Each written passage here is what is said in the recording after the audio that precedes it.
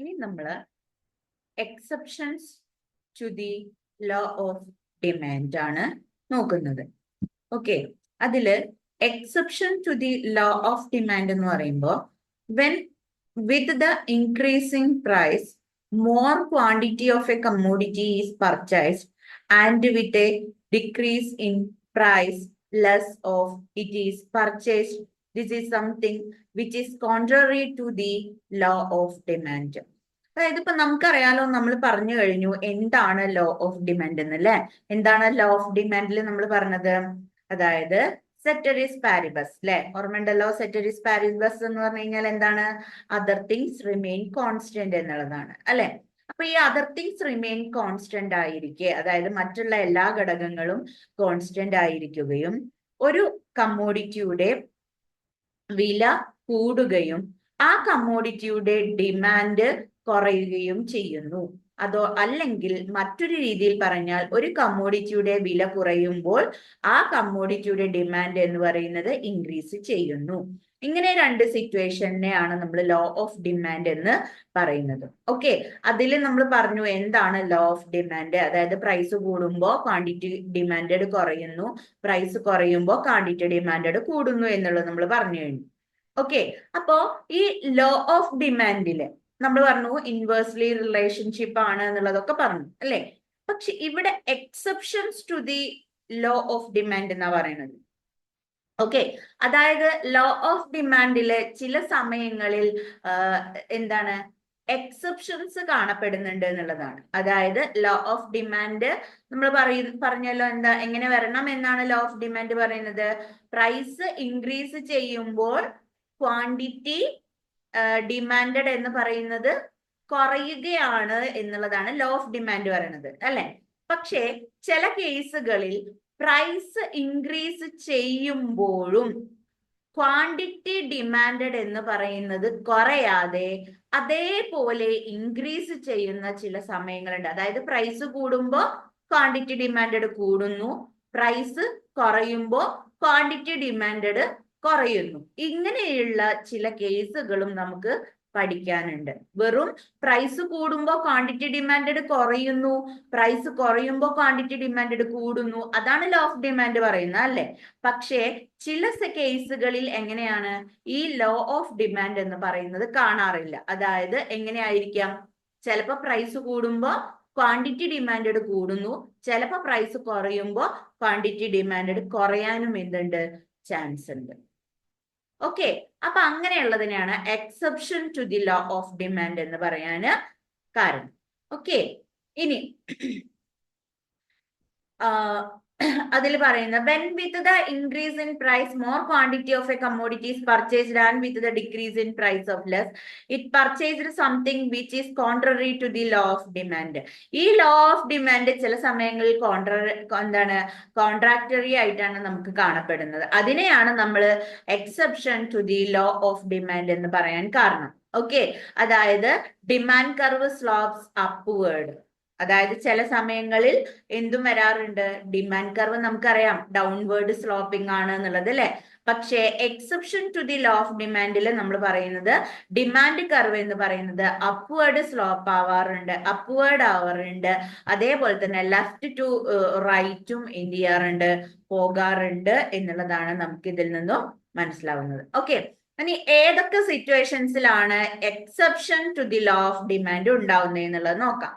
ഒന്നാമത്തതാണ് articles of distinction അല്ലെങ്കിൽ prestige goods അല്ലെങ്കിൽ conspicuous good എന്നൊക്കെ പറയാം. ഓക്കെ, ഏതൊക്കെയാണ്? പ്രസ്റ്റീജ് ഗുഡ്, കോൺസ്പീഷ്യസ് ഗുഡ് അല്ലെങ്കിൽ ആർട്ടിക്കിൾസ് ഓഫ് ഡിസ്റ്റിങ്ഷൻ എന്നൊക്കെ പറയാം. ഓക്കെ, അപ്പൊ എന്താണെന്ന് നോക്കാം. അതായത് certain goods are purchased to emphasize status, prestige. അതായത് ഇപ്പൊ ചില വസ്തുക്കളുണ്ട് നമ്മള് പ്രസ്റ്റീജ് ഇഷ്യൂ അല്ലെങ്കിൽ പ്രസ്റ്റീജ് സ്റ്റാറ്റസ് കാണിക്കാൻ വേണ്ടിയിട്ട് അല്ലെങ്കിൽ നമ്മുടെ സ്റ്റാറ്റസ് കാണിക്കുന്നതിന് വേണ്ടിയിട്ട് നമ്മൾ എന്ത് ചെയ്യാറുണ്ട്? ചില സമയം നമ്മൾ പ്രൊഡക്റ്റ് വാങ്ങാറുണ്ട്, അല്ലെ? അപ്പൊ ഏതൊക്കെയാണ് നമ്മളെ പ്രസ്റ്റീജ് ഗുഡ്സ് എന്ന് പറയുന്നത്? ഏതൊക്കെയാണ് നമ്മൾ പ്രസ്റ്റീജ് ഗുഡ്സ് ആയിട്ട് നമ്മൾ പറയുന്നത്? യെസ്, ഏതൊക്കെയാണ്? ഡയമണ്ട് അല്ലെ, അതുപോലെ തന്നെ വിന്റേജ് കാറ്, അങ്ങനെയുള്ള എന്താ പറയാ, ഹൈലി പ്രൈസ്ഡ് ആയിട്ടുള്ള കാറുകള്, ഡയമണ്ട് അല്ലെ, അതെ, അങ്ങനെയുള്ള പ്രീഷ്യസ് ആയിട്ടുള്ള അല്ലെങ്കിൽ പ്രസ്റ്റീജിയസ് ആയിട്ടുള്ള ഗുഡുകളുടെ പ്രത്യേകത എന്താണെന്നറിയോ? അതൊരിക്കലും ലോ ഓഫ് ഡിമാൻഡിൽ വരുന്നില്ല, ഈ പ്രസ്റ്റീജ് ഗുഡ് എന്ന് പറയുന്നത്. ഓക്കെ, അതായത് ഇവിടെ പ്രസ്റ്റീജ് ഗുഡിന്റെ പ്രത്യേകത എന്താണെന്നറിയോ?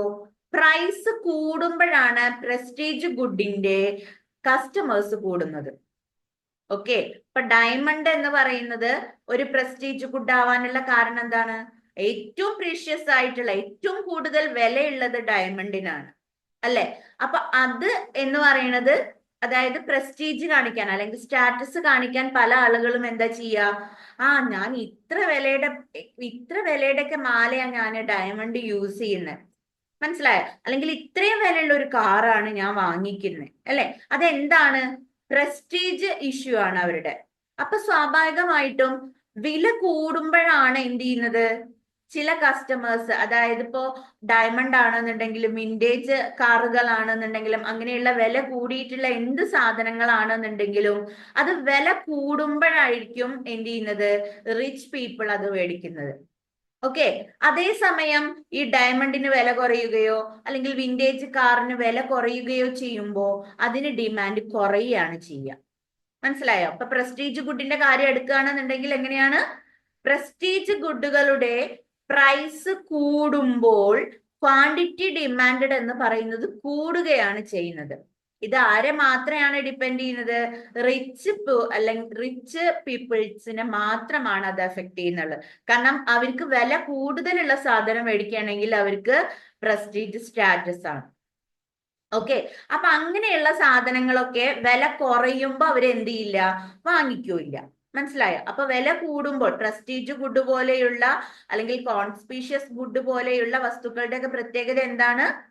പ്രൈസ് കൂടുമ്പോൾ ക്വാണ്ടിറ്റി ഡിമാൻഡ് കൂടുന്നു, പ്രൈസ് കുറയുമ്പോൾ അവരൊന്നും വാങ്ങാതാവും. അപ്പൊ എന്താണ്? ക്വാണ്ടിറ്റി ഡിമാൻഡ് എന്ന് പറയുന്നത് എന്ത് ചെയ്യുന്നു? കുറയുന്നു. മനസ്സിലായോ? അപ്പൊ ഒന്നാമത്തെ സിറ്റുവേഷനിൽ നമ്മളിപ്പോ ഈ പ്രസ്റ്റീജ് ഗുഡിന്റെ കാര്യം പറഞ്ഞപ്പോ അവിടെ എന്താണ്? ലോ ഓഫ് ഡിമാൻഡ് കാണാൻ കഴിയുന്നുണ്ടോ? പ്രൈസ് കൂടിയപ്പോ ഡിമാൻഡ് കുറഞ്ഞു, പ്രൈസ് കുറഞ്ഞപ്പോ ഡിമാൻഡ് കൂടി എന്നാണോ പറയുന്നത് പ്രസ്റ്റീജ് ഗുഡിന്റെ കാര്യത്തില്? അല്ല. എങ്ങനെയാണ്? പ്രസ്റ്റീജ് ഗുഡിന്റെ കാര്യത്തിൽ നമ്മൾ പറഞ്ഞത് എന്താണ്? പ്രൈസ് കൂടിയപ്പോൾ എന്ത് ചെയ്തു? പ്രൈസ് കൂടിയപ്പോൾ ക്വാണ്ടിറ്റി ഡിമാൻഡ് വർദ്ധിച്ചു, പ്രൈസ് കുറയുമ്പോൾ ക്വാണ്ടിറ്റി ഡിമാൻഡ് കുറയുന്നു. ഓക്കെ, അതാണ് പ്രസ്റ്റീജ് ഗുഡിന്റെ കാര്യത്തിൽ വരുന്നത്. ഇനി രണ്ടാമത്തെ എന്ന് പറയുന്നത് ഗിഫൺ ഗുഡ് ആണ്. ഗിഫൺ ഗുഡിന്റെ പ്രത്യേകത എന്താണ്? They are highly inferior goods showing a very high negative income effect. As a result, when price of such commodities falls, the demand also falls, even they happen to relatively cheaper than other goods. This is known as Giffen paradox, etc. Bajra was grains, etc. അതായത് ഇപ്പൊ നമ്മൾ Giffen ഗുഡിനെ തന്നെയാണ് നമ്മൾ inferior good പഠിച്ചത് ഓർമ്മയുണ്ടോ? നമ്മൾ കഴിഞ്ഞ ക്ലാസ്സിൽ പറഞ്ഞിട്ടുണ്ടായിരുന്നു. എന്താണ് ഇൻഫീരിയർ ഗുഡ് എന്ന് പറഞ്ഞു കഴിഞ്ഞാല്? ഒന്ന് മറ്റൊന്നിനെ കമ്പയർ ചെയ്യുമ്പോൾ അത് എന്തായി വരുന്നു? ചീപ്പ് ഗുഡായിട്ട് നമുക്ക് തോന്നുന്നു. ഓക്കെ, നമ്മൾ കഴിഞ്ഞ ക്ലാസ്സിൽ ഒരു ബസ്സും അതേപോലെ തന്നെ ഇൻഫീരിയർ ഗുഡിന് നമ്മൾ എക്സാമ്പിൾ എന്താ പറഞ്ഞത്? ബസ്സും അതേപോലെ തന്നെ കാറും, അല്ലെ? ഇൻകം ചേഞ്ച് ചെയ്തപ്പോ നമ്മൾ ഇൻഫീരിയർ ഗുഡിന്റെ കാര്യം എന്താ നമ്മൾ പറഞ്ഞത്? അതായത് ഇപ്പൊ ഇൻകം കൂടുകയാണെങ്കിൽ അല്ലെങ്കിൽ ഇൻകത്തിൽ ചേഞ്ച് വന്നു കഴിഞ്ഞാൽ എന്താ സംഭവിക്കുക? അതായത് ഇൻകം ഇഫക്റ്റ് ഉണ്ടാകുമ്പോ സ്വാഭാവികമായിട്ടും അവിടെ എന്ത് ചെയ്യുന്നു? ചില ആളുകൾക്ക് അവര് ഉപയോഗിച്ചിരുന്ന വസ്തുക്കൾ അവരുടെ കയ്യിൽ പൈസ കൂടുമ്പോ അവർക്ക് എന്താണ്? ഇൻഫീരിയർ ഗുഡായിട്ട് തോന്നും. ഓക്കെ, ഒരു എക്സാമ്പിൾ പറഞ്ഞു കഴിഞ്ഞാൽ നമ്മൾ പറഞ്ഞിട്ടുണ്ടായിരുന്നു, ഒരാള് ഡെയിലി എന്താണ്? ബസ്സിലായിരുന്നു പോയിട്ടുണ്ടായിരുന്നത്. അതേസമയം അദ്ദേഹത്തിന് നല്ല ജോലിയും നല്ല ശമ്പളവും കിട്ടി, അദ്ദേഹം സമ്പന്നനായി. സ്വാഭാവികമായിട്ടും അദ്ദേഹം എന്ത് ചെയ്തു? ഒരു കാറ് മേടിച്ചു. ദെൻ അദ്ദേഹം പിന്നീട് കാറിലാണ് യാത്ര ചെയ്യാൻ തുടങ്ങിയത്. സ്വാഭാവികമായിട്ടും അവിടെയുള്ള ആളുകൾ എന്ത് പറഞ്ഞു? അതായത് ഈ ബസ് എന്ന് പറയുന്നത് ഇപ്പൊ കാറ് വാങ്ങിയിട്ടുള്ള അദ്ദേഹത്തെ സംബന്ധിച്ചിടത്തോളം എന്താണ്? ചീപ്പ് ഗുഡായിട്ട് തോന്നി. കാരണം അയാളുടെ അടുത്ത് കാറുണ്ട്, അതുകൊണ്ടാണ് അദ്ദേഹം ബസ്സിനെ എന്തായിട്ട് കരുതുന്നത്, ഒരു ചീപ്പർ കമ്മോഡിറ്റി ആയിട്ട് അദ്ദേഹം എന്ത് ചെയ്യുന്നത്, കരുതുന്നത്. മനസ്സിലായോ? അപ്പോ ഈ ഇൻഫീരിയർ ഗുഡിനെ തന്നെയാണ് നമ്മൾ ഗിഫൺ ഗുഡ് എന്ന പേരിൽ അറിയപ്പെടുകയും ചെയ്യുന്നത് കേട്ടോ. അപ്പൊ ഇൻഫീരിയർ ഗുഡിന്റെ പ്രത്യേകത എന്താണ്? പ്രൈസ് കൂടുമ്പോ അവിടെ എന്താ ചെയ്യുന്നത്, ക്വാണ്ടിറ്റി ഡിമാൻഡ് കൂടുന്നു. പ്രൈസ് കുറയുമ്പോ എന്താണ്, ക്വാണ്ടിറ്റി ഡിമാൻഡ് കുറയുന്നു. Okay, they are highly inferior that showing very high negative income effect. Income ഇഫക്റ്റിന്റെ ബേസിലാണ് ഇൻഫീരിയർ ഗുഡ് നമുക്ക് എന്ത് ചെയ്യുന്നത്, പ്രധാനമായിട്ടും നമുക്ക് കാണാൻ കഴിയുന്നത്. അതുകൊണ്ട് എന്താണ് ഇതിന്റെ റിസൾട്ട് എന്താണ്, ഈ ഒരു കമ്മോഡിറ്റിയുടെ പ്രൈസ് കുറയുമ്പോൾ, അതായത് ഇൻഫീരിയർ ഗുഡിന്റെ പ്രൈസ് കുറയുമ്പോൾ ഡിമാൻഡ് എന്ന് പറയുന്നത് എന്ത് ചെയ്യുന്നു, കുറയുന്നു. അതേപോലെ തന്നെ അതിനെ നമ്മൾ ഈ ഇൻഫീരിയർ ഗുഡിനെ നമ്മൾ എന്ത് ചെയ്യുന്നു, ചീപ്പർ ഗുഡ് ആയിട്ടാണ്. അതായത് ഒന്നിനെ നമ്മൾ മറ്റേ കാറിനെ കമ്പയർ ചെയ്യുമ്പോൾ ബസ് ഒരിക്കലും ചീപ്പർ ഗുഡ് ആയിട്ടല്ല, പക്ഷെ അയാൾ എന്താ ചെയ്യുന്നത്, ആ കസ്റ്റമർ എന്താ ചെയ്യുന്നത്, ബസ്സിനെയും കാറിനെയും തമ്മിൽ കമ്പയർ ചെയ്യുമ്പോൾ ബസ് എന്ന് പറയുന്നത് എന്താണ്, ചീപ്പർ ഗുഡ് ആയിട്ട് മാറുന്നു എന്നുള്ളത് കൊണ്ട് അദ്ദേഹം പിന്നീട് എന്ത് ചെയ്യുന്നില്ല, ബസ് ഉപയോഗിക്കുന്നില്ല. സ്വാഭാവികമായിട്ടും ബസ്സിന്റെ ഡിമാൻഡ് എന്ന് പറയുന്നത് എന്ത് ചെയ്യുന്നു, കുറയുകയും ചെയ്യുന്നു. ഈ ഒരു രീതിനെയാണ് നമ്മൾ ഗിഫൺ പാരഡോക്സ് എന്ന പേരിൽ എന്ത് ചെയ്യുന്നത്, അറിയപ്പെടുന്നത്. ഓക്കെ, അതേപോലെ തന്നെ ബജ്ര, കോഴ്സ്, ഗ്രെയിൻസ് ഇതെല്ലാം നമ്മളുടെ ഇൻഫീരിയർ ഗുഡ് ആണ്. കാരണം എന്താ, ഇതിനേക്കാൾ ബെറ്റർ ആയിട്ട് നമ്മൾ റൈസ്, വീറ്റ് അങ്ങനെയുള്ള സാധനങ്ങളൊക്കെ ഉപയോഗിക്കുമ്പോൾ അതിനെ കമ്പയർ ചെയ്യുമ്പോൾ ബജ്ര, കോഴ്സ്, ഗ്രെയിൻസ് എന്നൊക്കെ പറയുന്നത് എന്താണ്, ഇൻഫീരിയർ ഗുഡ് ആണ്. ഇതിനെയാണ് നമ്മൾ ഗിഫൺ ഗുഡ് എന്ന് പറയുന്നത്. ഓക്കെ, ക്ലിയർ ആണല്ലോ? Okay, then third one, expectations of further changes in price. ചില ആളുകൾ എക്സ്പെക്ടേഷൻ വളരെയധികം ഉണ്ടായിരിക്കും. അതായത് എക്സ്പെക്ടേഷൻസിന്റെ ബേസിൽ സാധനങ്ങൾ വാങ്ങിക്കുന്ന ആളുകൾ ഉണ്ടായിരിക്കും. അതായത് ഇപ്പോ എന്താ പറയാ, ഇപ്പൊ നമ്മൾ ഗോൾഡ് എടുക്കാന്ന് വെച്ചോളൂ. ഓക്കെ, ഇപ്പൊ നമ്മൾക്ക് ഗോൾഡ് മേടിക്കണം. അപ്പൊ സാധാരണ ഒരു നോർമൽ ആയിട്ടുള്ള ഒരു വ്യക്തിയെ സംബന്ധിച്ചിടത്തോളം അദ്ദേഹം എന്താ വിചാരിക്കുക, അപ്പൊ നമുക്കൊരു കല്യാണം ഉണ്ട്, അതായത് നമ്മുടെ വീട്ടിലൊരു കല്യാണം ഉണ്ട് എന്ന് വെച്ചോളൂ. ഓക്കെ, അപ്പൊ നമുക്ക് ഗോൾഡ് പർച്ചേസ് ചെയ്യണം. അപ്പൊ നമ്മൾ ഡെയിലി എന്ത് ചെയ്യും, നമ്മള് ഗോൾഡ് റേറ്റ് എത്രയാണെന്ന് നോക്കും അല്ലെ. അപ്പൊ നമ്മൾ ഗോൾഡ് റേറ്റ് എങ്ങനെ ആവുമ്പോഴാണ് നമ്മൾ പോയിട്ട് മേടിക്കുക, ഗോൾഡിന്റെ റേറ്റ് കൂടുമ്പോഴാണോ കുറയുമ്പോഴാണോ നമ്മൾ പോയിട്ട് മേടിക്കുക? യെസ്, നമ്മൾ എങ്ങനെയാണ്, കുറയുന്നത് നോക്കിയിട്ട് പോകും അല്ലെ. അതായത് സാധാരണക്കാരനെ സംബന്ധിച്ചിടത്തോളം ഗോൾഡിന് വില കുറയുമ്പോഴാണ് എന്ത് ചെയ്യുന്നത്, പോയി മേടിക്കാൻ തോന്നുന്നത് അല്ലെ. അപ്പോ നമ്മൾ നോക്കുമ്പോ ഇന്ന് 100 രൂപ കുറഞ്ഞു, നാളെ നോക്കുമ്പോ അല്ലെങ്കിൽ ഇന്ന് 100 രൂപ കുറഞ്ഞു. അപ്പൊ നമ്മൾ എന്താ വിചാരിക്കുക, അതായത് 2-3 ദിവസം നമ്മൾ കമ്പയർ ചെയ്ത് നോക്കുമ്പോ നമുക്ക് മനസ്സിലായി എന്ത്, ആ ഇന്നലെയും കുറഞ്ഞു, മിഞ്ഞാന്നും കുറഞ്ഞിട്ടുണ്ട്, ഇന്നും കുറഞ്ഞിട്ടുണ്ട് അല്ലെ. അപ്പൊ നമ്മൾ എക്സ്പെക്ട് ചെയ്യാണ് എന്ത്, ആ പ്രൈസിന് ചിലപ്പോ നാളെയും കുറഞ്ഞാലോ, അപ്പൊ ഇന്ന് പോയി മേടിക്കണ്ട, നാളെ നമുക്ക് പോയി മേടിക്കാം എന്ന് കുറെ കസ്റ്റമേഴ്സ് വിചാരിക്കുകയാണെങ്കിൽ എന്ത് ചെയ്യും, അവിടെ നമ്മളെ ലോ ഓഫ് ഡിമാൻഡ് അക്സെപ്റ്റബിൾ ആണോ? ഒരിക്കലും അല്ല, അവിടെയും എക്സെപ്ഷൻസ് വരും. കാരണം എന്താ, ഗോൾഡിന്റെ വില കുറയുമ്പോൾ എന്ത് ചെയ്യാണ്, അല്ലെങ്കിൽ ഗോൾഡിന്റെ വില കൂടുമ്പോൾ, അല്ലെങ്കിൽ ഗോൾഡിന്റെ വില കൂടുമെന്ന് വിചാരിച്ചിട്ട്, ഓക്കെ, നമ്മൾ എക്സ്പെക്ട് ചെയ്യാണ് എന്ത്, ഗോൾഡിന്റെ വില കൂടിയാലോ അല്ലെങ്കിൽ ഗോൾഡിന്റെ വില കുറഞ്ഞാലോ എന്ന് വിചാരിച്ചിട്ട് നമ്മൾ എക്സ്പെക്ടേഷൻസ് നോക്കിക്കൊണ്ട് പ്രൈസ് ചേഞ്ച് വരുന്നുണ്ടോ നോക്കും അല്ലെ. അതായത് buyers expect a further rise in the price. അപ്പൊ ചിലപ്പോ നമ്മൾ വിചാരിക്കും എന്ത്, ആ പ്രൈസ് കുറഞ്ഞാൽ, പ്രൈസ് ഇനിയും വർദ്ധിച്ചാലോ, അപ്പൊ ഡെയിലി കൂടിക്കൊണ്ടിരിക്കാന്ന് വെച്ചോളൂ. ഓക്കെ, അപ്പൊ ഗോൾഡിന്റെ റേറ്റ് ഡെയിലി ഇങ്ങനെ കൂടിക്കൊണ്ടിരിക്കുകയാണ്. ഓക്കെ, അപ്പൊ നമ്മൾ എന്താ വിചാരിക്കുക, ആ ഇനി നമുക്ക് കാത്തിരുന്നിട്ട് കാര്യമില്ല, ഇനി നാളേക്ക് വരുമ്പോഴേക്കും എന്താണ്, ഇതിന്റെ റേറ്റ് ഇനിയും കൂടിയാലോ എന്ന് വിചാരിച്ചിട്ട് നമ്മൾ എന്ത് ചെയ്യും, ഗോൾഡിന്റെ പ്രൈസ് കൂടുതലുള്ളപ്പോഴും നമ്മൾ പോയിട്ട് കുറെ ആളുകൾ എന്ത് ചെയ്യും, സാധനങ്ങൾ മേടിക്കാറുണ്ട്. അതായത് ഗോൾഡിന്റെ പ്രൈസ് കൂടുമ്പോഴും നമ്മൾ പോയിട്ട് കുറെ പേര് എന്ത് ചെയ്യാറുണ്ട്, സാധനം മേടിക്കാറുണ്ട്. കാരണം എന്തുകൊണ്ടാ, നമ്മളുടെ എക്സ്പെക്ടേഷൻ ആണ് എന്ത്, ആ ഇനിയും പ്രൈസ് കൂടിയാലോ എന്ന് വിചാരിക്കും. ഓക്കെ, അപ്പൊ ഇനിയും പ്രൈസ് കൂടിയാലോ എന്ന് വിചാരിച്ചിട്ട് കുറെ ആളുകൾ പോയി പർച്ചേസ് ചെയ്യും. അപ്പടെ ലോ ഓഫ് ഡിമാൻഡ് എക്സെപ്ഷൻസ് വന്നില്ലേ. അതായത് സ്വർണത്തിന്റെ വില കൂടുമ്പോഴോ സ്വർണത്തിന്റെ ഡിമാൻഡ് കൂടുകയാണ് ചെയ്യുന്നത്. ആ കൂടാനുള്ള കാരണം എന്താ, നമ്മൾ വില കൂടിയാലോ, ഭാവിയിൽ ഇനിയും വില കൂടിയാലോ എന്ന് വിചാരിച്ചിട്ട് ചില ആളുകൾ എന്ത് ചെയ്യുന്നു, പർച്ചേസ് ചെയ്യുന്നു. അപ്പൊ നമ്മൾക്ക് എന്താ സംഭവിക്കുക? ഗോൾഡിന്റെ വില കൂടുമ്പോഴും ഗോൾഡിന്റെ ഡിമാൻഡ് കുറയുന്നില്ല, കൂടുകയാണ് ചെയ്യുന്നത്. ഓക്കെ, ഇനി കുറയുന്ന കേസിലാണെന്നുണ്ടെങ്കിലോ പ്രൈസ് കുറച്ചു, അതായത് പ്രൈസ് കുറയാണ്. അപ്പൊ ഇപ്പൊ ഗോൾഡിന്റെ റേറ്റ് കുറഞ്ഞു വരികയാണെന്ന് വെച്ചോളൂ. അപ്പൊ നമ്മൾ എന്താ വിചാരിക്കുക?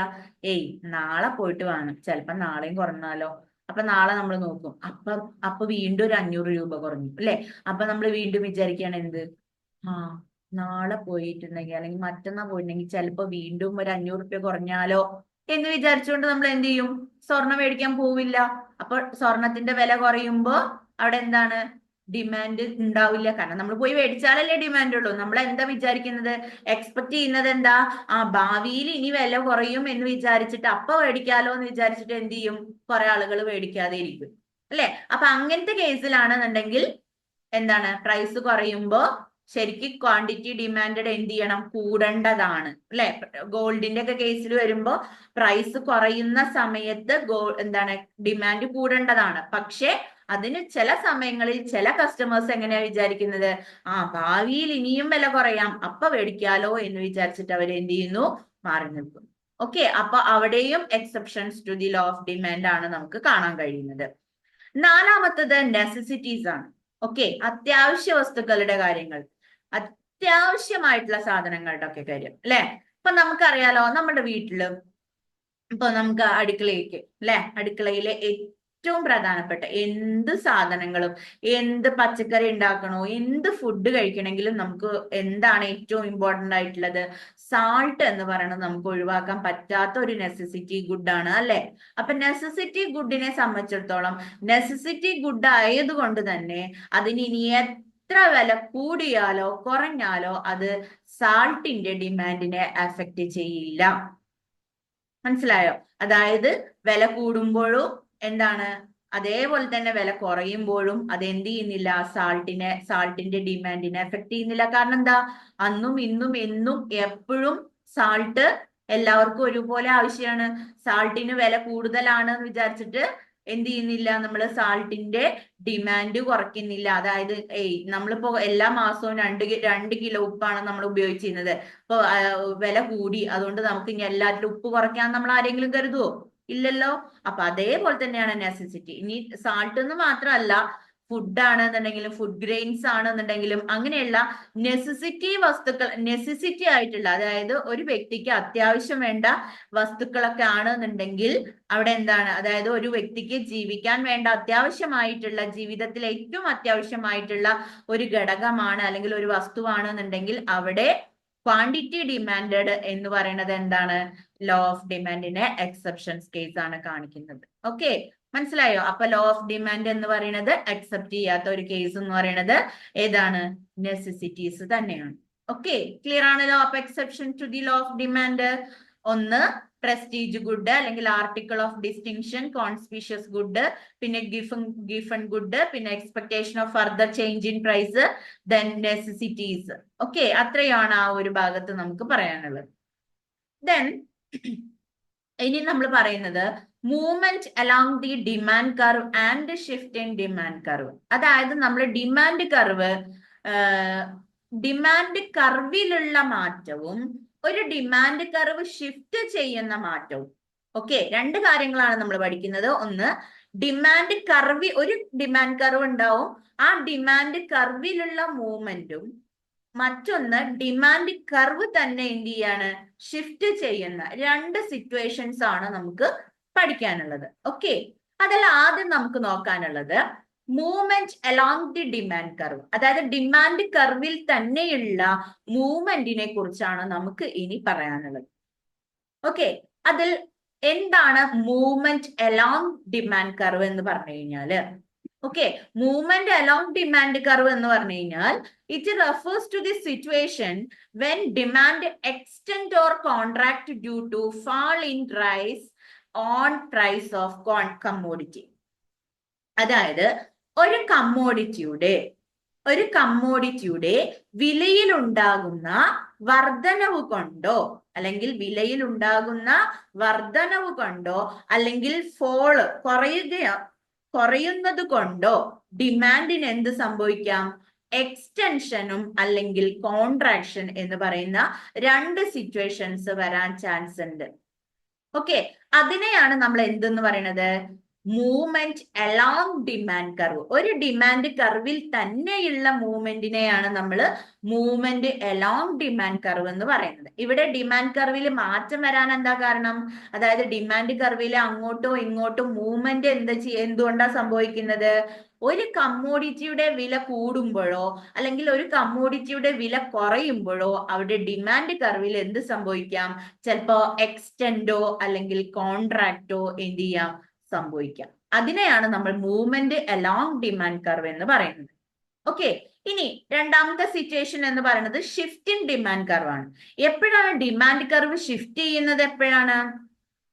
It refers to all such situations when demand for a commodity increases or decreases due to changes in other determinants of demand other than on price of commodity. അതായത് മറ്റുള്ള കാര്യങ്ങളൊന്നും നമ്മൾ നോക്കുന്നില്ല. ഒരു കമ്മോഡിറ്റിയുടെ പ്രൈസോ അല്ലെങ്കിൽ ഡിമാൻഡിനെ ഡിറ്റർമിൻ ചെയ്യുന്ന മറ്റ് ഘടകങ്ങളിലോ മാറ്റം സംഭവിച്ചതിന്റെ ഫലമായി കമ്മോഡിറ്റിയുടെ ഡിമാൻഡ് എന്ന് പറയുന്നത് ചിലപ്പോ കൂടാം, ചിലപ്പോ കുറയും. ഓക്കെ, അങ്ങനെ വരുമ്പോഴാണ് എന്ത് ചെയ്യുന്നത്? ഡിമാൻഡ് കർവ് എന്ന് പറയുന്നത് ഷിഫ്റ്റ് ചെയ്യുന്നത്. ഓക്കെ, എങ്ങനെയാണ്? കമ്മോഡിറ്റിയുടെ പ്രൈസിൽ ഉണ്ടാകുന്ന ചേഞ്ച് കൊണ്ടോ അല്ലെങ്കിൽ മറ്റ് ഫാക്ടേഴ്സിൽ എന്തെങ്കിലും ചേഞ്ച് വന്നത് കാരണമോ ഏതിലാണ് മാറ്റം വരുന്നത്? കമ്മോഡിറ്റിയുടെ ഡിമാൻഡില് ഇൻക്രീസോ അല്ലെങ്കിൽ ഡിക്രീസോ സംഭവിക്കാം. ഓക്കെ, അങ്ങനെ കമ്മോഡിറ്റി ഡിമാൻഡ് ഇൻക്രീസോ ഡിക്രീസോ സംഭവിക്കുമ്പോൾ അവിടെ ഡിമാൻഡ് കർവ് എന്ന് പറയുന്നത് എന്ത് ചെയ്യും? ചിലപ്പോൾ റൈറ്റിലോട്ട് ഷിഫ്റ്റ് ചെയ്യും, ചിലപ്പോ ലെഫ്റ്റിലോട്ടും ഷിഫ്റ്റ് ചെയ്യും. ഓക്കെ, മനസ്സിലായോ? അപ്പൊ രണ്ട് സിറ്റുവേഷൻസ് ആണ് ഓർത്ത് വെക്കേണ്ടത്. ഒന്ന്, ഒരു ഡിമാൻഡ് കർവിൽ തന്നെ ഒരു കർവ് മാത്രമേ ഉണ്ടാവുള്ളൂ. ആ കർവിലെ ഒരു പോയിന്റിൽ നിന്നും മറ്റേ പോയിന്റിലേക്കുള്ള മൂവ്മെന്റ് ആണ് മൂവ്മെന്റ് അലോങ് ഡിമാൻഡ് കർവ് എന്ന് പറയുന്നത്. ഷിഫ്റ്റ് ഇൻ ഡിമാൻഡ് കർവ് എന്ന് പറയുമ്പോൾ എന്താണ്? പ്രൈസിലെ മാറ്റം കൊണ്ടോ അല്ലെങ്കിൽ ഡിമാൻഡിനെ ഡിറ്റർമിൻ ചെയ്യുന്ന മറ്റു ഫാക്ടേഴ്സിലുള്ള മാറ്റം കൊണ്ടോ ഒരു കമ്മോഡിറ്റിയുടെ ഡിമാൻഡ് കൂടുകയോ കുറയുകയോ ചെയ്യുന്ന സിറ്റുവേഷൻസിൽ ഡിമാൻഡ് കർവ് എന്ത് ചെയ്യാറുണ്ട്? ഷിഫ്റ്റ് ചെയ്യാറുണ്ട്. ഈ രണ്ട് സിറ്റുവേഷൻസിനെ കുറിച്ചാണ് നമ്മൾ പറയുന്നത്. ഓക്കെ ആണല്ലോ? ഓക്കെ, ഇനി നമുക്ക് ഓരോന്നും വിശദമായിട്ട് പരിചയപ്പെടാം. ഓക്കെ, ഒന്നാമത്തത് movement along demand curve. Okay, movement along demand curve എന്താണ്? അപ്പൊ നമ്മൾ മൂവ്മെന്റ് അലോങ് ഡിമാൻഡ് കർവ് എന്ന് പറഞ്ഞു അല്ലെ? എന്താണ്? ഒരു ഡിമാൻഡ് കർവിൽ തന്നെയുള്ള എന്താണ്? എക്സ്റ്റൻഷനോ അല്ലെങ്കിൽ കോൺട്രാക്ട്സോ ആണ്. അതായത് പ്രൈസിലുള്ള വേരിയേഷൻ കൊണ്ട് എന്ത് ചെയ്യാം? ചിലപ്പോ ഡിമാൻഡ് കൂടാം, ചിലപ്പോ കുറയാം അല്ലെ? അപ്പോ എന്താണ്?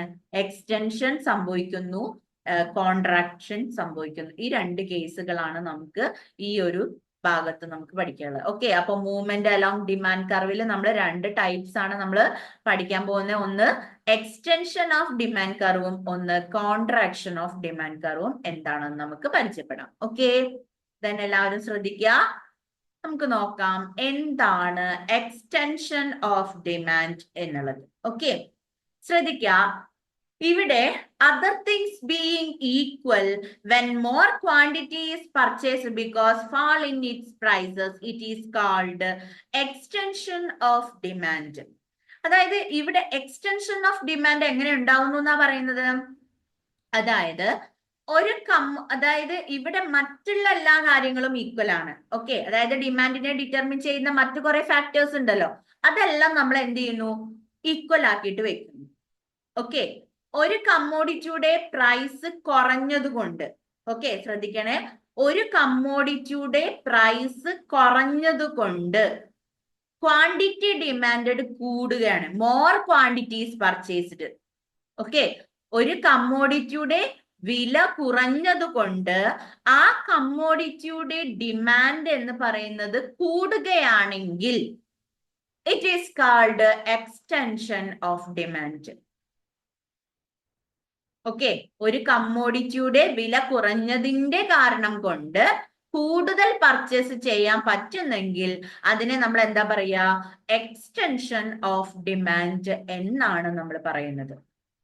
ഓക്കെ, അല്ലെങ്കിൽ ഇതിനെ മറ്റൊരു പേരിലും നമുക്ക് വിളിക്കാം. It is also known as increasing quantity demand. കാരണം എന്താ, പ്രൈസ് കുറഞ്ഞത് കൊണ്ട് എന്ത് ചെയ്യുന്നു, ക്വാണ്ടിറ്റി ഡിമാൻഡ് കൂടുന്നു. അതുകൊണ്ട് നമുക്ക് ഇതിനെ എക്സ്റ്റൻഷൻ ഓഫ് ഡിമാൻഡിനെ നമ്മൾ ഏത് പേരിലും കൂടി വിളിക്കാം, ഇൻക്രീസിങ് ക്വാണ്ടിറ്റി ഡിമാൻഡ് എന്ന പേരിലും നമുക്ക് എന്ത് ചെയ്യാം, വിളിക്കാവുന്നതാണ്. മനസ്സിലായോ? Okay. It is shown by downward rightward movement along the same demand curve. അതായത് ഇവിടെ മൂവ്മെന്റ് എവിടെയാ സംഭവിക്കുന്നത്, ഡൗൺവേർഡിൽ നിന്നും റൈറ്റ്വേർഡ് മൂവ്മെന്റ് ആണ് സംഭവിക്കുന്നത്, അല്ലെങ്കിൽ ഡൗൺവേർഡ് ആയിട്ട് താഴേക്കാണ് എന്ത് ചെയ്യുന്നത്, മൂവ്മെന്റ് സംഭവിക്കുന്നത്. അതായത് ഒരു ഡിമാൻഡ് കർവിൽ തന്നെയാണ് എന്ത് ചെയ്യുന്നത്, മൂവ്മെന്റ് സംഭവിക്കുന്നത്. ഓക്കെ, ഒന്നും കൂടെ വിശദമാക്കി പറയുകയാണെന്നുണ്ടെങ്കിൽ നമുക്ക് ഒരു ടേബിളും ഒരു ഗ്രാഫിക്കൽ റെപ്രസെന്റേഷനും തന്നിട്ടുണ്ട്. അത് നമുക്കൊന്ന് വിശദമായിട്ട് എന്ത് ചെയ്യാം, നോക്കാം.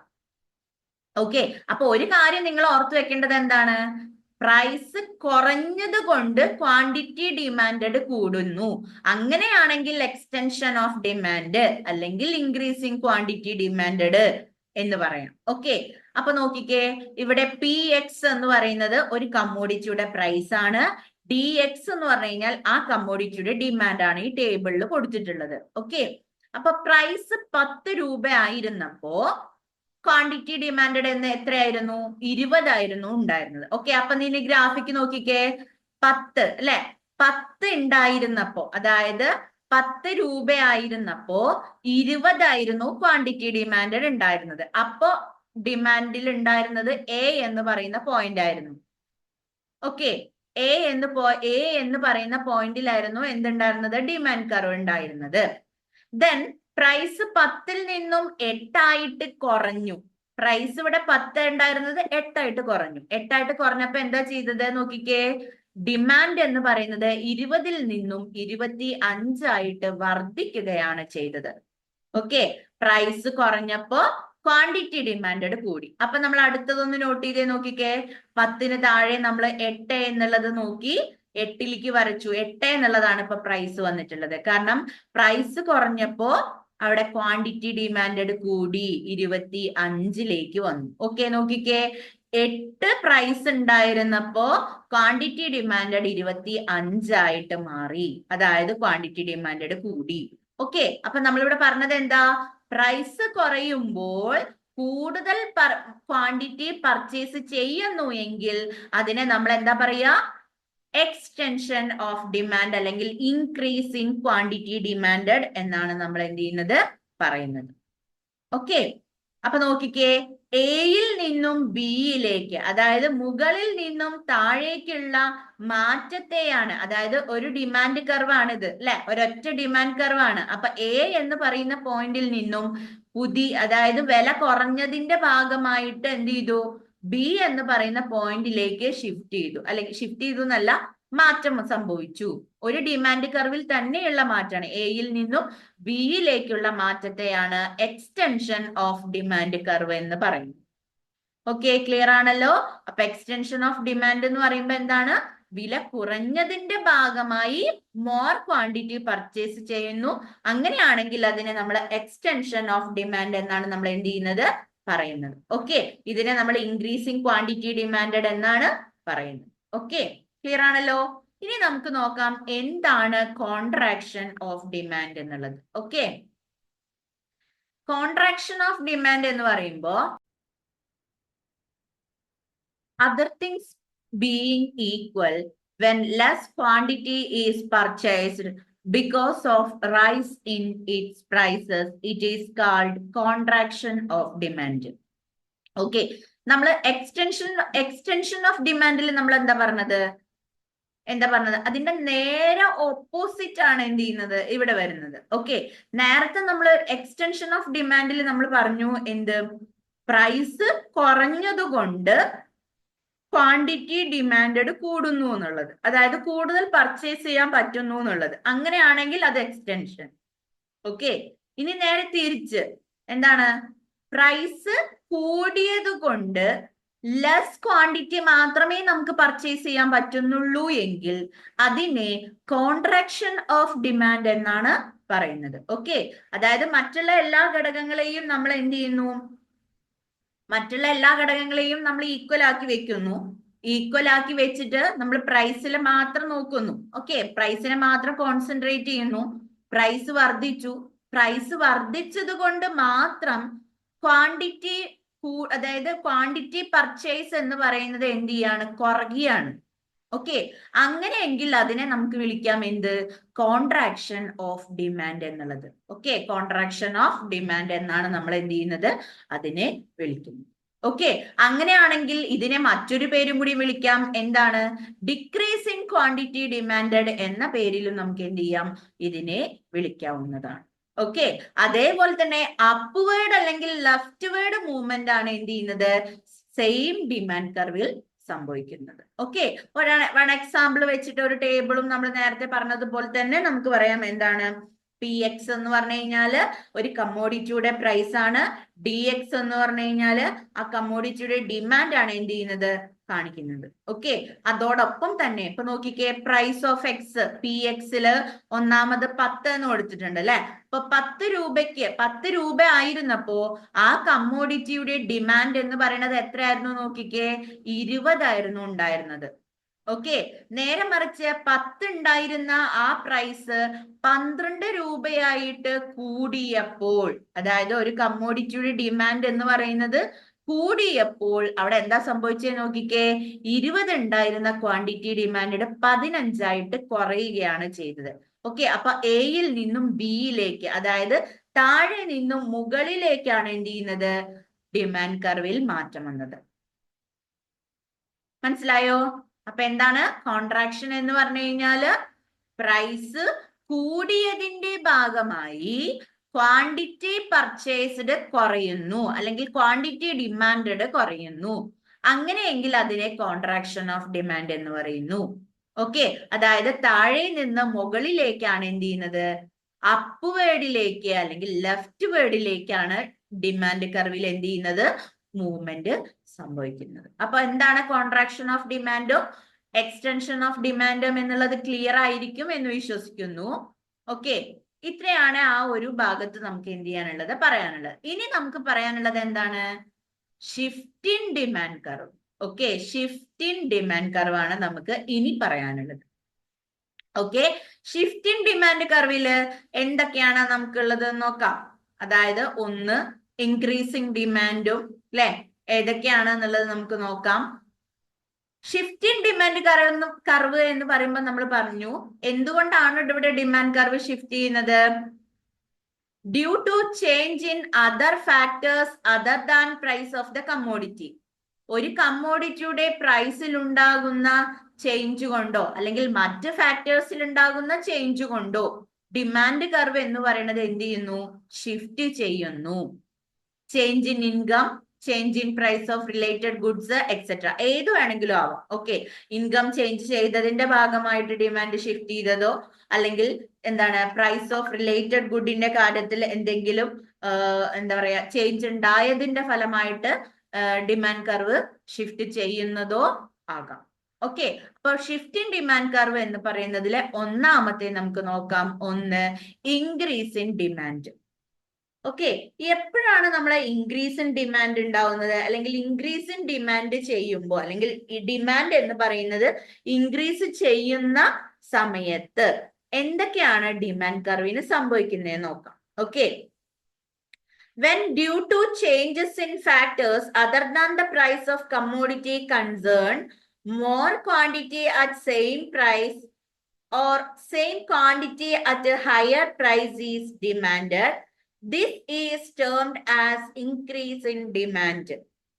അതായത് ഇവിടെ പ്രൈസ് ഓഫ് ദ കമ്മോഡിറ്റിനേക്കാൾ ഉപരി മറ്റ് ഫാക്ടേഴ്സിൽ ചേഞ്ച് വന്നതുകൊണ്ട് എന്ത് ചെയ്യാണ്, മോർ ക്വാണ്ടിറ്റി, അതായത് സെയിം പ്രൈസിന് തന്നെ എന്ത് ചെയ്യുന്നു, കൂടുതൽ ക്വാണ്ടിറ്റി കൺസേൺ ചെയ്യുന്നു, അല്ലെങ്കിൽ സെയിം ക്വാണ്ടിറ്റി ഹയർ പ്രൈസിന് ഡിമാൻഡ് ചെയ്യുന്നു. ഇതൊക്കെയാണ് ഇൻക്രീസിങ് ഡിമാൻഡില് കാരണമായിട്ട് വരുന്നത്. ഓക്കെ, ഏതൊക്കെയാണ് പറയുന്നത്, എന്താണ് അപ്പൊ ഒന്നാമത് നമ്മൾ പറഞ്ഞു മറ്റുള്ള ഫാക്ടേഴ്സ് പ്രൈസിനേക്കാൾ ഉപരി മറ്റ് ഫാക്ടേഴ്സിൽ എന്തെങ്കിലും ചേഞ്ച് വന്നിട്ടുണ്ടെങ്കിൽ അവിടെ ചിലപ്പോ എന്ത് ചെയ്യാം, മോർ ക്വാണ്ടിറ്റി കൂടാം, അല്ലെ? മോർ ക്വാണ്ടിറ്റി കൂടാം. ചിലപ്പോ സെയിം പ്രൈസിന് തന്നെ മോർ ക്വാണ്ടിറ്റി കൂടാറുണ്ട്. ചിലപ്പോ എങ്ങനെയാണ്, ഹയർ പ്രൈസിൽ സെയിം ക്വാണ്ടിറ്റി ഡിമാൻഡ് ചെയ്യാറുണ്ട്. ഇങ്ങനെയുള്ള സിറ്റുവേഷൻസിൽ നമ്മൾ ഇൻക്രീസിങ് ഡിമാൻഡ് എന്ന് നമ്മൾ എന്ത് ചെയ്യാറുണ്ട്, പറയാറുണ്ട്. ഓക്കെ. പിന്നെ രണ്ടാമത്തെ കാര്യം എന്ന് പറഞ്ഞു കഴിഞ്ഞാൽ ഇതിനെ ഫോർവേഡ് ഷിഫ്റ്റ് എന്ന പേരിലും പറയാറുണ്ട്. ഇൻക്രീസിങ് ഡിമാൻഡിനെ നമ്മൾ എന്ത് ചെയ്യാറുണ്ട്, ഫോർവേഡ് ഷിഫ്റ്റ് എന്ന പേരിലും എന്ത് ചെയ്യുന്നുണ്ട്, പറയുന്നുണ്ട്. ഓക്കെ. ഇനി നെക്സ്റ്റ് വൺ പറയുന്നത് it is indicated by rightward shift or upward shift to new demand curve. അതായത് ഇവിടെ റൈറ്റ്വേർഡ് ഷിഫ്റ്റോ അല്ലെങ്കിൽ അപ്വേർഡ് ഷിഫ്റ്റോ ഉണ്ടാകുന്നു എന്ന് പറയുമ്പോൾ അവിടെ സ്വാഭാവികമായിട്ടും അവിടെ ഒരു പുതിയ ഡിമാൻഡ് കർവാണ് എന്ത് ചെയ്യുന്നത്, വരുന്നത്. ഓക്കെ, ഒരു പുതിയ ഡിമാൻഡ് കർവാണ് നമുക്ക് എന്ത് ചെയ്യുന്നത്, ഇവിടെ കിട്ടുന്നത്. ഓക്കെ. ഇനി അടുത്തൊരു സിറ്റുവേഷൻ എന്താണെന്നറിയോ, ഡിമാൻഡ് ഇൻക്രീസ് ചെയ്യുന്നതിന് പ്രധാനപ്പെട്ട കാരണങ്ങൾ എന്തൊക്കെയാണ്? ഇപ്പൊ ഡിമാൻഡ് ഇൻക്രീസ് ചെയ്യുന്നത് കൊണ്ടാണല്ലോ ഇവിടെ ഡിമാൻഡ് കർവ് റൈറ്റ് വേർഡിലേക്കോ അല്ലെങ്കിൽ അപ്പ് വേർഡിലേക്കോ ഒക്കെ ഷിഫ്റ്റ് ചെയ്യാൻ പോകുന്നത്. ഓക്കെ, അപ്പൊ എന്തൊക്കെയാണ് ഡിമാൻഡ് ഇൻക്രീസ് ചെയ്യുന്നതിനുള്ള കാരണങ്ങൾ എന്നുള്ളത് ആദ്യം നോക്കാം. ഒന്നാമത്തെ കാരണം എന്താ, കൺസ്യൂമേഴ്സിന്റെ ഇൻകം വർദ്ധിക്കുന്നത് കൊണ്ട്. ഓക്കെ, കൺസ്യൂമേഴ്സിന്റെ ഇൻകം കൂടാം. കൺസ്യൂമേഴ്സിന്റെ ഇൻകം കൂടുകയാണെന്നുണ്ടെങ്കിൽ എന്തുണ്ടാവും, കൺസ്യൂമേഴ്സിന്റെ ഡിമാൻഡിൽ ചേഞ്ച് ഉണ്ടാവില്ലേ, ഡിമാൻഡ് വർദ്ധിക്കില്ലേ? കൺസ്യൂമേഴ്സിന്റെ ഇൻകം കൂടുമ്പോ എന്ത് സംഭവിക്കും, ഡിമാൻഡ് വർദ്ധിക്കാം. പിന്നെയോ price of substitute good increase. ഒരു സബ്സ്റ്റിറ്റ്യൂട്ട് ഗുഡിന്റെ, ഇപ്പൊ ടീ ആൻഡ് കോഫി എന്ന് പറയുമ്പോ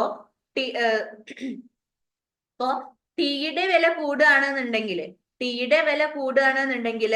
കോഫിയുടെ ഡിമാൻഡ് എന്ന് പറയുന്നതാണ് കൂടാൻ പോകുന്നത്. ഓക്കെ, അവിടെ ടീയും കോഫിയും എങ്ങനെയാണ്, സബ്സ്റ്റിറ്റ്യൂട്ട് ഗുഡ് ആയിട്ടാണ് നമ്മൾ എന്ത് ചെയ്യുന്നത്, പറയുന്നത്. ഓക്കെ, അപ്പൊ സബ്സ്റ്റിറ്റ്യൂട്ട് ഗുഡിന്റെ പ്രൈസ് വർദ്ധിക്കുമ്പോഴും കൺസ്യൂമറിന്റെ ഇൻകം വർദ്ധിക്കുമ്പോഴും ഡിമാൻഡ് എന്ത് ചെയ്യാറുണ്ട്, വർദ്ധിക്കാറുണ്ട്. ഓക്കെ, അപ്പൊ അങ്ങനെ വരുന്ന സിറ്റുവേഷൻസിലൊക്കെ എന്ത് ചെയ്യും, ഡിമാൻഡ് കർവ് ഷിഫ്റ്റ് ചെയ്യാറുണ്ട്. പിന്നെ വരുന്നത് പ്രൈസ് ഓഫ് കോംപ്ലിമെന്ററി ഗുഡ്സ്. അതായത് കോംപ്ലിമെന്ററി ഗുഡ്സിന്റെ പ്രൈസ് എന്ന് പറയുന്നത് കുറയുകയാണെന്നുണ്ടെങ്കിലും എന്ത് ചെയ്യാം, ഡിമാൻഡ് കൂടാറുണ്ട്. കോംപ്ലിമെന്ററി ഗുഡ്സിന്റെ പ്രത്യേകത എന്താ, ഇപ്പോ കോംപ്ലിമെന്ററി ഗുഡ്സിന്റെ കാര്യത്തിൽ വരുമ്പോ നമ്മൾ പറഞ്ഞിട്ടുണ്ട് എന്ത്, ഓൾറെഡി നമ്മൾ പറഞ്ഞു കഴിഞ്ഞു. എന്താണ്, കാർ ആൻഡ് പെട്രോൾ ആവുമ്പോ അല്ലെ, പെട്രോളിന്റെ വില കുറഞ്ഞു. അതായത് ഇവിടെ കോംപ്ലിമെന്ററി ഗുഡിന്റെ പ്രൈസ് കുറഞ്ഞു എന്നല്ലേ പറയണത്. അപ്പൊ നമ്മളൊരു എക്സാമ്പിൾ വെച്ച് പറയുകയാണെങ്കിൽ പെട്രോളിന്റെ വില കുറഞ്ഞു. പെട്രോളിന്റെ വില കുറഞ്ഞത് കൊണ്ട് എന്താ സംഭവിക്കുന്നത്, കാറിന്റെ ഡിമാൻഡ് എന്ന് പറയുന്നത് കൂടി. ഓക്കെ, അപ്പൊ കാറിന്റെ ഡിമാൻഡ് എന്ന് പറയുന്നത് എന്ത് ചെയ്തിട്ടുണ്ട്, ഇൻക്രീസ് ചെയ്തിട്ടുണ്ട്. ഓക്കെ, ആ ഒരു സിറ്റുവേഷൻ. ഇനി നെക്സ്റ്റ് സിറ്റുവേഷൻ എന്ന് പറയുന്നത് when taste of consumer shift in favour of the commodity. അതായത് ഒരു കമ്മോഡിറ്റിയിൽ നിന്നും മറ്റൊരു കമ്മോഡിറ്റിയിലേക്ക് കൺസ്യൂമർ ടേസ്റ്റ് ഷിഫ്റ്റ് ചെയ്യുകയാണെന്നുണ്ടെങ്കിൽ, ഓക്കെ, ടേസ്റ്റ് ഷിഫ്റ്റ് ചെയ്യുകയാണെന്നുണ്ടെങ്കിൽ അവിടെ എന്താ സംഭവിക്കുന്നത്, ടേസ്റ്റ് ഷിഫ്റ്റ് ചെയ്യുകയാണെന്നുണ്ടെങ്കിൽ ഇപ്പൊ നമ്മൾ ഉപയോഗിച്ചിരുന്നത് ഇത്രയും വേറൊരു കമ്മോഡിറ്റി ആയിരുന്നു. ദെൻ എല്ലാവരും അവരുടെ ടേസ്റ്റ് ആൻഡ് പ്രിഫറൻസ് അല്ലെങ്കിൽ പുതിയൊരു ടെക്നോളജി അല്ലെങ്കിൽ പുതിയൊരു ഫാഷൻ വന്നപ്പോൾ എല്ലാവരും എന്ത് ചെയ്തു, പഴയ ഒരു കമ്മോഡിറ്റി മാറ്റിയിട്ട് അതിന്റെ ഫേവറബിൾ ആയിട്ടുള്ള അല്ലെങ്കിൽ വളരെ ന്യൂ ആയിട്ടുള്ള ഒരു കമ്മോഡിറ്റി നമ്മൾ ഉപയോഗിക്കാൻ തുടങ്ങുന്നു. അപ്പൊ നമ്മൾ ടേസ്റ്റ് ആൻഡ് പ്രിഫറൻസ് നമ്മൾ മാറ്റി അല്ലെ. അപ്പൊ അങ്ങനെ മാറ്റിയതുകൊണ്ട് എന്താ സംഭവിക്കുക, ഡിമാൻഡിൽ വ്യത്യാസം ഉണ്ടാവും. ഓക്കെ, ഇനി അടുത്ത സിറ്റുവേഷൻ എന്ന് പറഞ്ഞു കഴിഞ്ഞാല് when availability of commodity is expected to reduce in near future.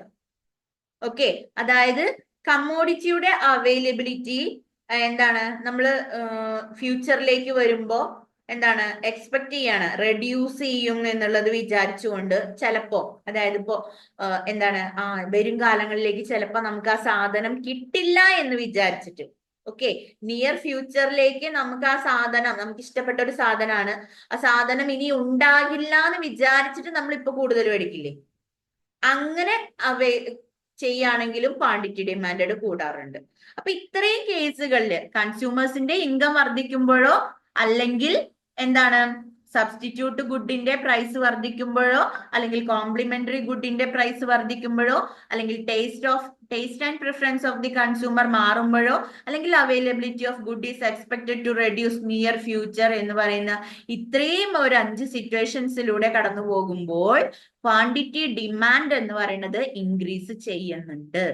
അപ്പൊ ഇത്രയും കേസുകളിലാണ് ഇൻക്രീസിങ് ഡിമാൻഡ് സംഭവിക്കുന്നത്. ഓക്കെ, അപ്പൊ ഇൻക്രീസിങ് ഡിമാൻഡ് സംഭവിക്കുമ്പോൾ ഡിമാൻഡ് കർവ് എങ്ങനെ ഷിഫ്റ്റ് ചെയ്യുന്നു എന്നുള്ളത് നമുക്ക് നോക്കാം.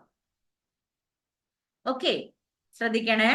ഒന്നാമത്തെ കാര്യം, നമ്മൾ എക്സാമ്പിൾ 1ഉം എക്സാമ്പിൾ 2 എന്ന് പറയുന്ന 2 ടേബിൾ ഇവിടെ കൊടുത്തിട്ടുണ്ട്. ഓക്കെ, അപ്പൊ അത് വെച്ചിട്ട് നമുക്ക് നോക്കാം എങ്ങനെയാണ് മാറ്റം വരുന്നത് എന്നുള്ളത്. ഓക്കെ, അതില് ഒന്നാമത്തെ എക്സാമ്പിൾ നോക്കിക്കേ, എന്താ കൊടുത്തിട്ടുള്ളത്? പി എക്സ് എന്ന് പറയുന്നത് അല്ലെ.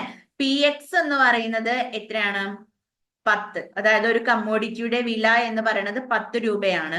10 രൂപയായിരുന്നപ്പോ ക്വാണ്ടിറ്റി ഡിമാൻഡ് എന്ന് പറയുന്നത് 20 ആയിരുന്നു. ഓക്കെ, അത് നമ്മളിവിടെ ഗ്രാഫിൽ അടയാളപ്പെടുത്തിയിട്ടുണ്ട്, നോക്കിക്കേ.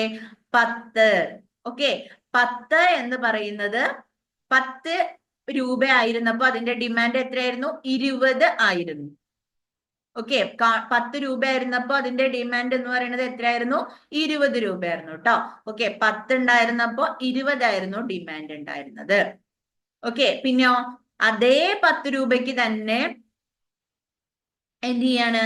ക്വാണ്ടിറ്റി ഡിമാൻഡ്, അതായത് ആ കമ്മോഡിറ്റിയുടെ തന്നെ പ്രൈസ് എന്ത് ചെയ്തു? സെയിം ആണ്, പക്ഷെ പല കാര്യങ്ങൾ കൊണ്ട്, അതായത് ഇപ്പോ 10 രൂപയായിരുന്നു, പ്രൈസിൽ ഒരു വ്യത്യാസം ഉണ്ടായില്ല, പക്ഷെ എന്ത് ചെയ്തിട്ടുണ്ട്? കമ്മോഡിറ്റിയിൽ ചേഞ്ച് വന്നു, അതായത് ഇൻകം കൂടി എന്ന് വെച്ചോളൂ. ഓക്കെ, കൺസ്യൂമേഴ്സിന്റെ ഇൻകം എന്ന് പറയുന്നത് എന്ത് ചെയ്തു? കൂടി എന്ന് വെക്കാം. ഓക്കെ, അപ്പൊ കൺസ്യൂമേഴ്സിന്റെ ഇൻകം എന്ന് പറയുന്നത് കൂടുമ്പോൾ അവിടെ എന്താ സംഭവിക്കുന്നത്? നോക്കിക്കേ, സെയിം പ്രൈസ് തന്നെയാണ്, പക്ഷെ എന്ത് സംഭവിച്ചു? ക്വാണ്ടിറ്റി ഡിമാൻഡ് കൂടി. ക്വാണ്ടിറ്റി ഡിമാൻഡ് കൂടാൻ എന്താ കാരണം? ഇൻകം ഓഫ് ദ കൺസ്യൂമർ കൂടി എന്നുള്ളത്. ഓക്കെ, അപ്പൊ 10 രൂപയ്ക്ക് വീണ്ടും 25, അതായത് 10 രൂപ 10 രൂപയ്ക്ക് വീണ്ടും എന്ത് ചെയ്തിട്ടുണ്ട്? ക്വാണ്ടിറ്റി ഡിമാൻഡ് മാറിയിട്ടുണ്ട്. ഓക്കെ, അതേ സാധനം ഇൻകം ചേഞ്ച് ചെയ്തു എന്നുള്ള ഒരൊറ്റ കാരണം കൊണ്ട് എന്ത് ചെയ്യുന്നു? 20-ൽ നിന്നും 25-ലേക്ക് ക്വാണ്ടിറ്റി ഡിമാൻഡ് കൂടി. അപ്പൊ നോക്കിക്കേ, 10 രൂപയ്ക്ക് 20 ക്വാണ്ടിറ്റി ഉണ്ടായിരുന്ന സമയത്തുള്ള ഡിമാൻഡ് ആണ് ഡി എന്ന് പറയുന്നത്. ഓക്കെ, ശ്രദ്ധിച്ചോണേ. 10 രൂപ ഉണ്ടായിരുന്നപ്പോ അതിന്റെ ക്വാണ്ടിറ്റി ഡിമാൻഡ് ആണ് 20. അപ്പോഴുണ്ടായിരുന്ന ഡിമാൻഡ് ആണ് ഏതെന്ന് പറയുന്നത്? ഡി എന്ന് പറയുന്ന ഡിമാൻഡ് കർവ്. ഓക്കെ ആണല്ലോ. ദെൻ പ്രൈസ് സെയിം തന്നെയാണ്, പക്ഷേ കൺസ്യൂമേഴ്സിന്റെ ഇൻകം വർദ്ധിച്ചു എന്നുള്ളത് കൊണ്ട് ക്വാണ്ടിറ്റി ഡിമാൻഡ് 20-ൽ നിന്നും 25 ആയിട്ട് വർദ്ധിച്ചു. സ്വാഭാവികമായിട്ടും ഡിമാൻഡ് കർവ് പുതിയതായിട്ട് വന്നു. എന്താണ്? D1 എന്ന് പറയുന്ന പുതിയൊരു ഡിമാൻഡ് കർവ് നമുക്ക് കിട്ടി. ഓക്കെ, അപ്പോ ഡിയിൽ നിന്നും D1-ലേക്ക് പുതിയൊരു ഡിമാൻഡ് കർവ് ഷിഫ്റ്റ് ചെയ്തു. ഓക്കെ, ഇതിനെയാണ് ഇൻക്രീസ് ഇൻ ഡിമാൻഡ് എന്ന് പറയുന്നത്. ഓക്കെ, ഷിഫ്റ്റ് ഇൻ ഡിമാൻഡ് കർവിലെ ഒന്നാമത്തെ ഇൻക്രീസ് ഇൻ ഡിമാൻഡ് എന്ന് പറയുന്ന പോയിന്റ് ആണ് ഈ കൊടുത്തിട്ടുള്ളത്. എന്താണ്? പ്രൈസിൽ ചേഞ്ച് ഇല്ല. പ്രൈസിൽ ചേഞ്ച് ഇല്ലാത്ത കാരണം എന്തിൽ മാറ്റം വന്നു എന്ന് വിചാരിക്കാം? കൺസ്യൂമേഴ്സിന്റെ ഇൻകത്തിൽ മാറ്റം വന്നു എന്ന് നമുക്ക് കരുതാം. ഓക്കെ, ഇൻകം മാറ്റം വന്നപ്പോൾ ഡിയിൽ നിന്നും D1-ലേക്ക്, അതായത് ഡി എന്ന് പറയുന്നത് ഒറിജിനൽ ഡിമാൻഡ് കർവും ഇൻകം കൂടിയതിന്റെ ഭാഗമായതുകൊണ്ട് ഡിമാൻഡ് കർവ് കൂടിയപ്പോൾ കിട്ടിയിട്ടുള്ള ഡിമാൻഡ് കർവാണ് D1 എന്ന് പറയുന്ന കർവ്. ഓക്കെ, അപ്പൊ ഡിയിൽ നിന്നും D1-ലേക്കുള്ള ഈ മാറ്റത്തെയാണ് ഇൻക്രീസ് ഇൻ ഡിമാൻഡ് കർവ് പറയുന്നത്. ഓക്കെ, ഇത് എവിടേക്കാ ഷിഫ്റ്റ് ചെയ്തേ നോക്കിക്കേ. റൈറ്റ് വേർഡിലേക്ക് ഷിഫ്റ്റ് ചെയ്തു. ഓക്കെ, റൈറ്റ് ഭാഗത്തേക്കല്ലേ ഡിമാൻഡ് കർവ് ഷിഫ്റ്റ് ചെയ്തത്. അപ്പൊ നമുക്ക് പറഞ്ഞൂടെ, ഇൻക്രീസിങ് ഡിമാൻഡ് ചെയ്യുമ്പോൾ ഡിമാൻഡ് കർവ് റൈറ്റിലോട്ടാണ് ഷിഫ്റ്റ് ചെയ്യുന്നത്. ഓക്കെ, ക്ലിയർ ആണല്ലോ. ഇനി നമുക്ക് രണ്ടാമത്തെ എക്സാമ്പിൾ വെച്ചിട്ട് പറയാം. ഓക്കെ, രണ്ടാമത്തെ സിറ്റുവേഷനിൽ എന്താ, രണ്ടാമത്തെ എക്സാമ്പിൾ എങ്ങനെയാ പറഞ്ഞിട്ടുള്ളത്? ആദ്യത്തെ എക്സാമ്പിളിലെ പ്രത്യേകത എന്താ നോക്കിക്കേ മക്കളെ, എന്താണ്? പ്രൈസിൽ ചേഞ്ച് ഇല്ല, ക്വാണ്ടിറ്റി ഡിമാൻഡിലാണ് ചേഞ്ച് വന്നത് അല്ലെ. ഇനിയോ, ഇനി അടുത്ത എക്സാമ്പിളിൽ എന്താണ്? പ്രൈസിൽ ചേഞ്ച് വന്നു, ക്വാണ്ടിറ്റി ഡിമാൻഡില് സെയിം ആണ്. ഓക്കെ, ക്വാണ്ടിറ്റി ഡിമാൻഡ് സെയിം ആണ്, പക്ഷേ പ്രൈസിൽ ചേഞ്ച് വന്നിട്ടുണ്ട്. ഓക്കെ, അപ്പൊ നോക്കിക്കേ, 10 രൂപ ഉണ്ടായിരുന്നപ്പോ 20 ക്വാണ്ടിറ്റി ഡിമാൻഡ് ഉണ്ടായിരുന്നത്. ഓക്കെ, 10 രൂപ ഉണ്ടായിരുന്നപ്പോ ക്വാണ്ടിറ്റി ഡിമാൻഡ് എന്ന് പറയുന്നത് 20. സോ അപ്പൊ ഉണ്ടായിട്ടുള്ള ഡിമാൻഡ് കർവാണ് ഡി എന്ന് പറയുന്നത്. ഓക്കെ, ഇനി പ്രൈസ് എന്ന് പറയുന്നത് 10ൽ നിന്നും 12 വർദ്ധിച്ചപ്പോ, പ്രൈസിൽ നിന്നും 10 12 വർദ്ധിച്ചപ്പോ അതേപോലെ തന്നെ എന്ത് ചെയ്തിട്ടുണ്ട്, ഡിമാൻഡ് കർവ് അതേ ക്വാണ്ടിറ്റി ഡിമാൻഡ് തന്നെയാണ് ഇവിടെ എന്ത് ചെയ്യുന്നത്, വെക്കുന്നത്. ഓക്കെ, അങ്ങനെയെങ്കിലോ അപ്പോ പുതിയൊരു ഡിമാൻഡ് കർവ് അവിടെയും വന്നു അല്ലെ. അതായത് ഡിയിൽ നിന്നും D1ലേക്ക്, അതായത് 2 എക്സാമ്പിൾ ഒരു ഗ്രാഫിൽ പറഞ്ഞേ ഉള്ളൂ കേട്ടോ. ഓക്കെ, 2 എക്സാമ്പിൾസ് ഒരു ഒറ്റ ഗ്രാഫിൽ ഇവിടെ റെപ്രസെന്റ് ചെയ്ത് കൊടുത്തു എന്നേ ഉള്ളൂ. രണ്ടിലും എന്താ പറയണത്, ഡിമാൻഡ് കർവ് ഷിഫ്റ്റ് ചെയ്തു. ഡിമാൻഡ് കർവ് ഷിഫ്റ്റ് ചെയ്ത 2 സാഹചര്യങ്ങളാണ് 2 എക്സാമ്പിളിലൂടെ നമ്മൾ എക്സ്പ്ലെയിൻ ചെയ്യുന്നത്. ഓക്കെ, ഒന്നാമത്തെ എക്സ്പ്ലനേഷനിൽ നമ്മൾ പറഞ്ഞത് എന്താ, same price quantity demand increase ചെയ്തു. രണ്ടാമത്തെ എക്സാമ്പിൾ എന്താ നമ്മൾ പറഞ്ഞത്, ക്വാണ്ടിറ്റി ഡിമാൻഡ് സെയിം ആണ്, പക്ഷേ പ്രൈസ് എന്ന് പറയുന്നത് ഇൻക്രീസ് ചെയ്തു. ഓക്കെ, ക്ലിയർ ആണോ?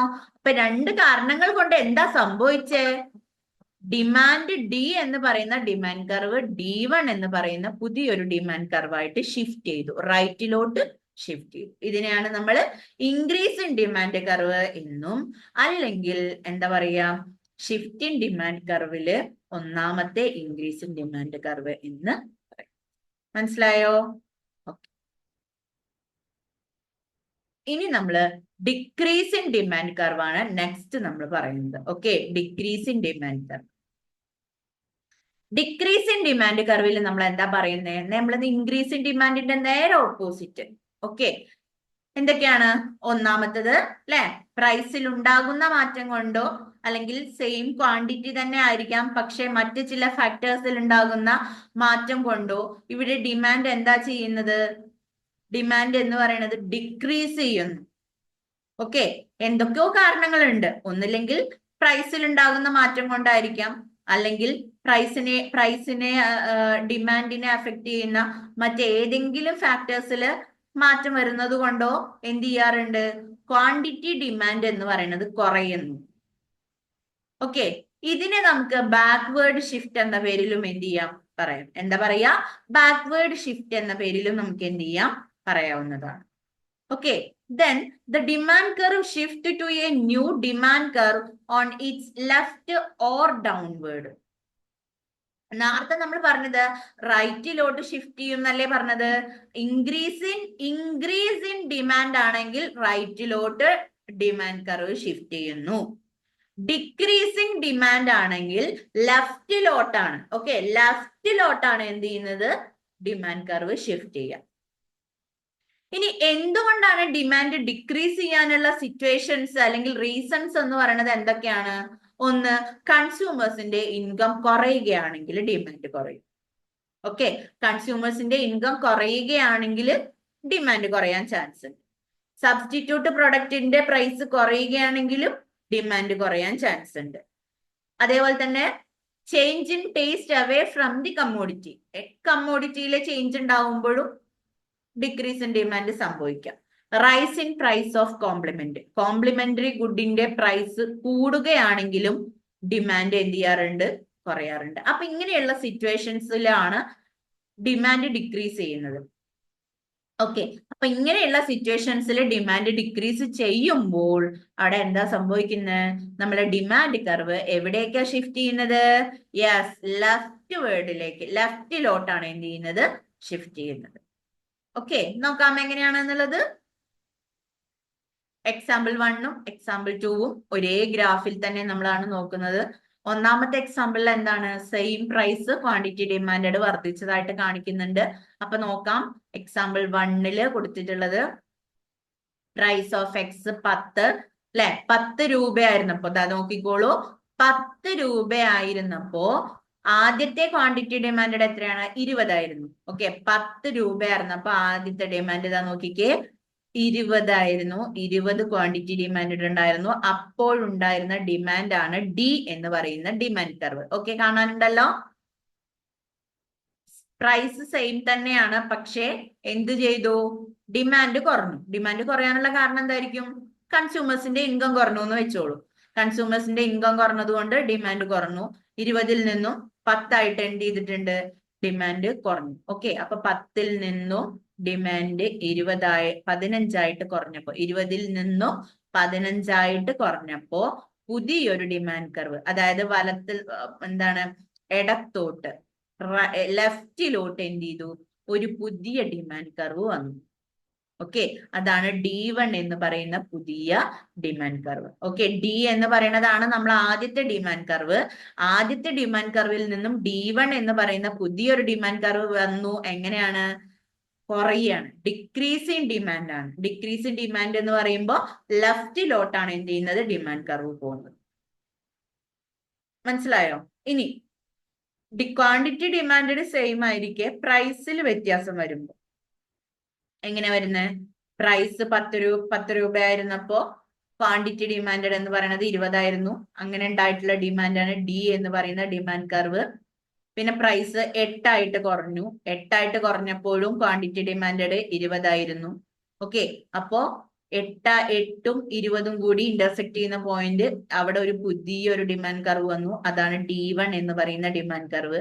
അപ്പൊ ആദ്യത്തെയും രണ്ടാമത്തെയും കമ്പയർ ചെയ്യുമ്പോൾ രണ്ടാമത്തെ ഡിമാൻഡ് കർവ് ലെഫ്റ്റിലോട്ടാണ് വന്നിട്ടുള്ളത്. ഓക്കെ, അതായത് ഡിക്രീസിങ് ഡിമാൻഡ് എന്നുള്ളതാണ് ഇവിടെ എന്ത് ചെയ്യുന്നത്? മനസ്സിലായോ? അപ്പൊ ഷിഫ്റ്റിംഗ് ഡിമാൻഡ് കർവില് രണ്ടെണ്ണാണ് നമുക്ക് എന്തുള്ളത് പറയാനുള്ളത്. ഷിഫ്റ്റിംഗ് ഡിമാൻഡ് കർവില് ഒന്ന് ഇൻക്രീസിങ് ഡിമാൻഡും ഒന്ന് ഡിക്രീസിങ് ഡിമാൻഡും. ഓക്കെ, അപ്പൊ ഇത്രയുമാണ് നമുക്ക് ഈ ഒരു ഭാഗത്ത് നിന്നും നമുക്ക് എന്ത് ചെയ്യാനുള്ളത്? പ്രധാനമായിട്ടും നമുക്ക് പഠിക്കാനുള്ളത്. ഓക്കെ.